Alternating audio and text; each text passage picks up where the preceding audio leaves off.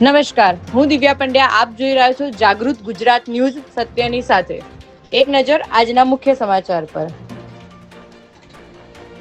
State monitoring સેલની ટીમે 25,000ના ઇનામી આરોપીને ઝડપી લેવામાં સફળતા મળી છે.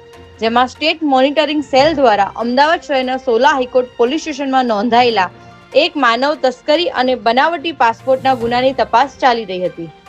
આ ગુનામાં આર્થિક લાભ મેળવવા ગુનાહિત કાવતરું રચી ખોટા અને બનાવટી પાસપોર્ટ તથા દસ્તાવેજો બનાવી લોકોને ગેરકાયદેસર રીતે અમેરિકા મોકલવામાં આવતા હતા. જે રેકેટમાં મુખ્ય આરોપી ભરત ઉર્ફે બોબી પટેલ સાથે સંકળાયેલો તેનો ભાગીદાર અને એજન્ટ બિપિન દરજી પણ ઘણા સમયથી ફરાર હતો, જેને વિજાપુર ચોકડીથી પોલીસે ઝડપી લીધો હતો. બિપિન દરજી ઉપર પોલીસે 25,000નું ઇનામ પણ જાહેર કર્યું હતું.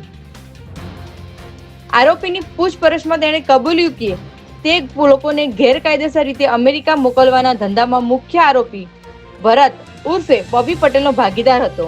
તેનું કામ અમેરિકા જવા ઈચ્છુક ગ્રાહકોને લાવવા, તેમના ડોક્યુમેન્ટ ભેગા કરી ફાઇલ બનાવી, કઈ ફાઇલ કયા એજન્ટને આપવી અને ગ્રાહકના પેમેન્ટની જવાબદારી અન્ય આરોપીઓ સાથે મળીને સંભાળવાની હતી.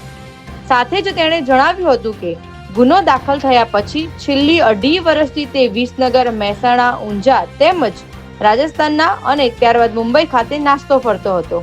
ત્યારે પોલીસે ટેકનિકલ અને હ્યુમન સોર્સથી મળેલી માહિતીના આધારે તેને વિજાપુર ચોકડીથી ઝડપી લીધો હતો.